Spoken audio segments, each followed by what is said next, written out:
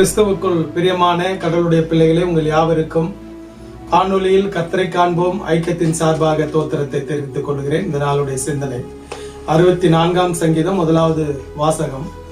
தேவனே, என் விண்ணப்பத்தில் என் சத்தத்தை கேட்டருளும், என் சத்ருவால் வரும் பயத்தை நீக்கி என் பிராணனை காத்தருளும். எனது அன்பு இறைமக்களே, 64ஆம் சங்கீதம் 1வது வசனத்திலே தாவீது அவர்கள் ஆண்டவரை நோக்கி விண்ணப்பம் செய்கிறார். அந்த விண்ணப்பம் எதை மையப்படுத்தி இருக்கிறது என்றால், என் சத்ரு என்னை தொடக்கூடாது, என் சத்ரு என்னை மேற்கொள்ளக்கூடாது.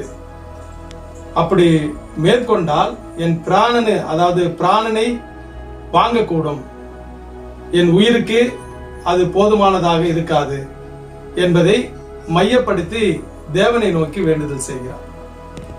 இந்த வசனத்தின் மூலமாக, தாவீதினுடைய விண்ணப்பத்தின் மூலமாக நாம் எந்த சிந்தனையை பெற்றுக் கொள்கிறோம் என்றால், நாமும் ஆண்டவரை நோக்கி விண்ணப்பம் செய்கின்ற போது இந்த உலகத்தின் சத்துருக்கள் நம்மை தொடக்கூடாது, அந்த சத்துருக்களின் மூலமாக நமக்கு ஆபத்து வந்துவிடக்கூடாது, மன உளைச்சல் வந்துவிடக்கூடாது, அழுத்தம் வந்துவிடக்கூடாது என்பதை தேவனை நோக்கி நீங்களும் நானும் அனுதினமும் ஜெபம் செய்கிற கிறிஸ்தவர்களாக இருக்க வேண்டும்.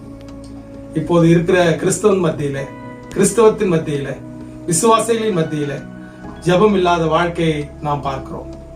ஜெபம் ஆலயங்களிலும் குறைந்து வருகிறதை பார்க்கிறோம், இல்லங்களில் குறைந்து வருகிறதை பார்க்கிறோம்.